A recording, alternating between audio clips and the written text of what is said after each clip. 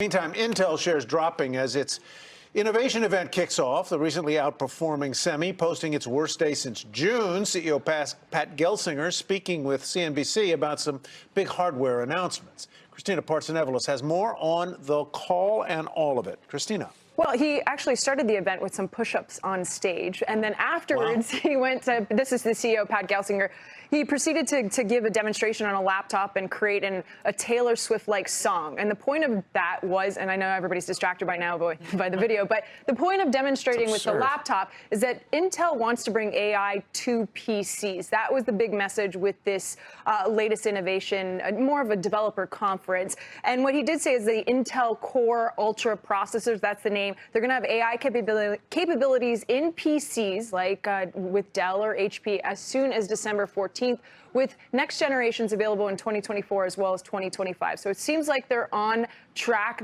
There's a few other announcements, collaborations with companies, and yet the stock is down. The stock has been lower all day, and it actually fell throughout the presentation. There's a few reasons. First, a lot of hype around this event. A lot of it was expected. There was no unexpected news. You also had the CFO comment. CFO commentary said year-over-year gross margins will expand, but it may not be hundreds of basis points next year, noting the startup costs are very high when you're building a foundry in the United States, when you're creating all of these new chips, 5 in the next 4 years. And then the other point, too, is that there was no comment about their potential or upcoming foundry customers. Who's going to be using these fabs in the United States? Our John Ford was able to speak to the CEO, Pat Gelsinger, just about an hour ago, and he talked about those high costs. Listen in. The market has worked through a lot of inventory issues. Those we believe are largely behind us on the client side. We said we still have a little bit more work on the networking and on the data center side, for that. But of course, this is an expensive journey. An expensive journey indeed. And as you say, it's not even clear who's going to be using these fabrication plants. Well, they said that they had already secured a big customer, I should say, for 18A nodes. So these are advanced nodes, but they didn't provide details. And that was some of the expectation coming out of this, that we were going to get more details on who their customers were going to be. Because why? Intel wants to compete with TSMC, with Samsung. Who are they going to compete with? Well, all the foundries around the world, Samsung, TSMC. And so that's also why Intel has actually been doing well over the last little while, because of escalating tensions with China. All of this, Intel could be a beneficiary, much like Global Foundries as well, because they're on U.S. soil. And eventually, maybe if China goes to ban Apple or something similar, you would have to reroute some of the supply chain back to the United States, and a company like Intel could benefit. Let's trade this one. What do you think? Well, I'm long the stock.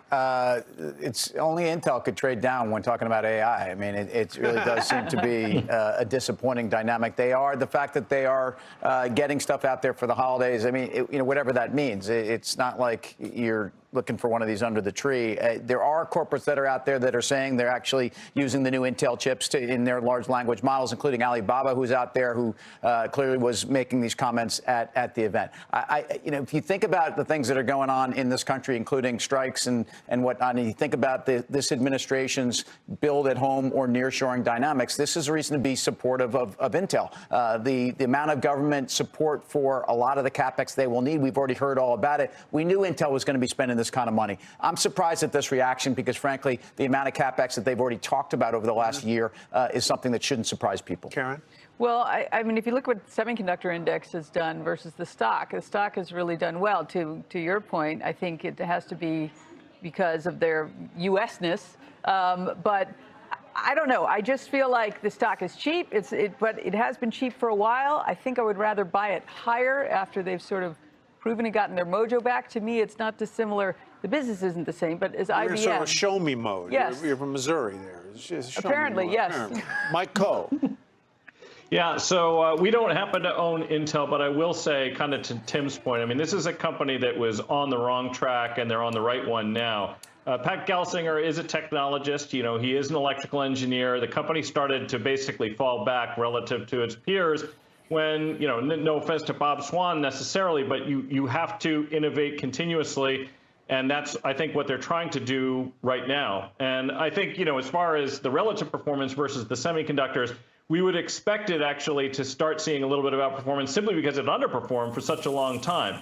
We do own Micron, which is really more memory than it is in this space. But I actually think that this is probably a company that is on the right track, although maybe it isn't the time to buy it just yet. Push-ups on stage. Why would you do that? Why have you never done that at the start of man. Fast Money? Just run out here and 'Cause you just can't. dropped and done a couple. She said that out loud. She said that- She thought it, and it came. I mean, it's There's unbelievable. not much, between here, the distance is Yeah, short, no. right? First of all, those even push-ups? Yeah. I mean, it's There's not unbelievable. Much, between here, the distance is short. Much, between here, the distance is short. Much, between here, the distance is short. Right. First of all, those even push-ups? Yeah. You watching this? Yeah, let's see. All right, I missed it. He's hyping I mean, the I'm crowd. sure he's a missed it lovely twice guy, now. but I got to tell you something. That's a bit of a Johnson move, number one. I'm joking, by the Number way. two, I know you are. I'm sorry. Christina months ago pointed out, I mean, Intel's positioned themselves as a homeland security play. And the move that we saw today, you've seen at least 3 moves of the same magnitude since February. This was a $25 stock. A magnitude sell-off happened in April, again in June, and again in August, and we're seeing it now. It's lower left, upper right, valuation reasonable. They figured it out. And if you give them a higher multiple based on the fact that it is this homeland security thing, stock should go higher from here. All right. Now drop and give me 5. That's a demand. By the way, you can see this What's thing in the down middle in here. there? We got a lot going on in There's there. a line. Yeah, we have all kinds of names. Folks, don't get the cameras. I don't want people to see Yeah, that. it's okay. It's a cauldron. Whoa. Yeah. Yeah. Christina, thank you. Wow. Good to be with you. All right, coming up, Disney doubles down.